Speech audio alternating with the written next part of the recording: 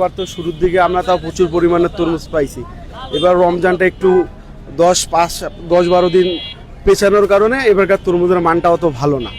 অন্যবার আল্লাহর রহমতে আমরা তরমুজ তারপরও মানও ভালো থাকে, দামও সাশ্রয় থাকে। এবারে দামও বাড়তি, মানও খারাপ। এই জন্য ক্রেতার সাথে আমাদের অনেক কথা হচ্ছে। এই যে তরমুজ কেজিতে বিক্রি হয় 90 টাকা কেজি, অনেক তো হাই। তো এটার কারণটা কি ভাই? কারণটা হলো আমরা তো তরমুজে খেতে যাই, তার যাওয়া সম্ভব না। আমরা 2, 4, 5, 10 মণ তরমুজ নেই। আমরা রংপুর সিটি বাজারে অনেক আড়ত আছে, আমরা আড়ত থেকে কিনি। এখন আড়তে যারা আনে তারা গৃহস্থ বা ক্ষেত থেকে কিনে আনে। এখন আমরা এখান থেকে নেওয়ার কারণে এরা আমাদের যেভাবে দেয় আমরা ওইভাবেই কিনতে হয়। আমরা কিন্তু জানিও না যে তরমুজ পিস। আপনারা হয়তো বলেন, অন্য অনেক কাস্টমার বলে, আমরা শুনি, কিন্তু আমাদের তো যাওয়া সম্ভব না ক্ষেতের মধ্যে যে তারা কি হিসাবে বেচে। আচ্ছা, এই যে এই তরমুজ আগাম আসছে, তরমুজের স্বাদ কেমন? বা তো ভাই আমরা তো দোকানদার বিক্রি করার জন্য স্বাদ একটু কমই বেশি বলি, কারণ কি তরমুজ লাল না হইলে স্বাদ হয় না।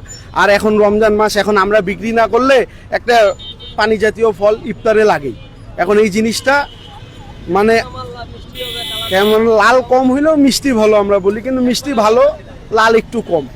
কারণ কি তরমুজে তো এখন এইটা যে জায়গাটা সিজন না, আরো যখন আপনি 5-7 দিন কি বললাম যে ভাই 10 দিন পরে আসেন ভালোটা পাবেন।